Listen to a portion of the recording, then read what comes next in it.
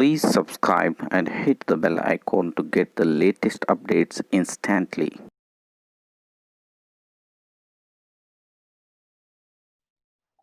بسم اللہ الرحمن الرحیم۔ جماعت سوم، تیسری جماعت، سبق نمبر 3، سچائی کا پھل۔ حضرت شیخ عبد القادر جیلانی رحمۃ اللہ علیہ بہت بڑے بزرگ گزرے ہیں۔ ابھی آپ بچے ہی تھے کہ والد کا سایہ سر سے اٹھ گیا۔ آپ کی والدہ نے پالا پوسا اور آپ کی تربیت اس طرح کی کہ آپ میں خدا کی سچی لگن پیدا ہو گئی اور ایمان مضبوط ہو گیا۔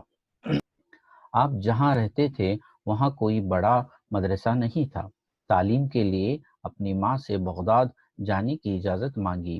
ماں نے بغداد جانے کی اجازت دے دی اور کرتے کے اندر 40 اشرفیاں صدری میں رکھ کر سی دی۔ جب آپ سفر پر روانہ ہوئے تو ماں نے آپ سے کہا، بیٹا، خدا کا خوف ہمیشہ دل میں رہے، کبھی جھوٹ نہ بولنا، ہمیشہ سچ پر قائم رہنا، کیونکہ سچ بولنے سے اللہ اور اس کے رسول صلی اللہ علیہ وسلم راضی ہوتے ہیں۔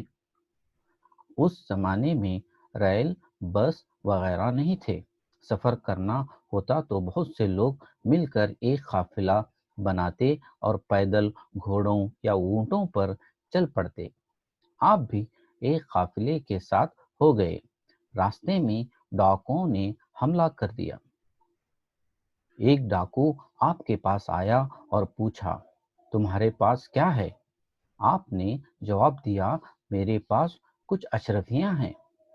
ڈاکو نے سوچا مارے ڈر کے الٹی سیدھی باتیں کر رہا ہے، اس لیے وہ آگے بڑھ گیا۔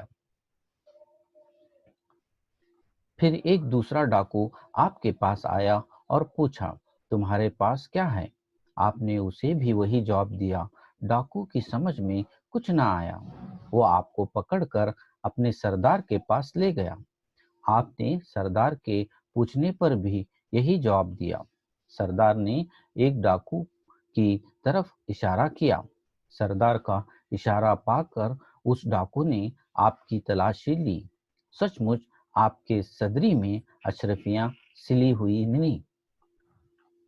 ڈاکوؤں کے سردار نے تعجب سے پوچھا، تم نے ہمیں یہ کیوں بتا دیا کہ تمہارے پاس اشرفیاں ہیں؟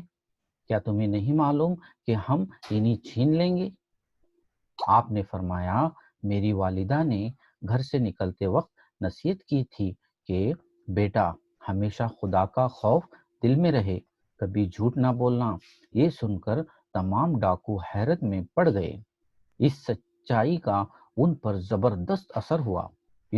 انہوں نے اسی وقت لوٹ مار سے توبہ کر لی اور قافلے سے لوٹا ہوا سارا مال واپس کر دیا۔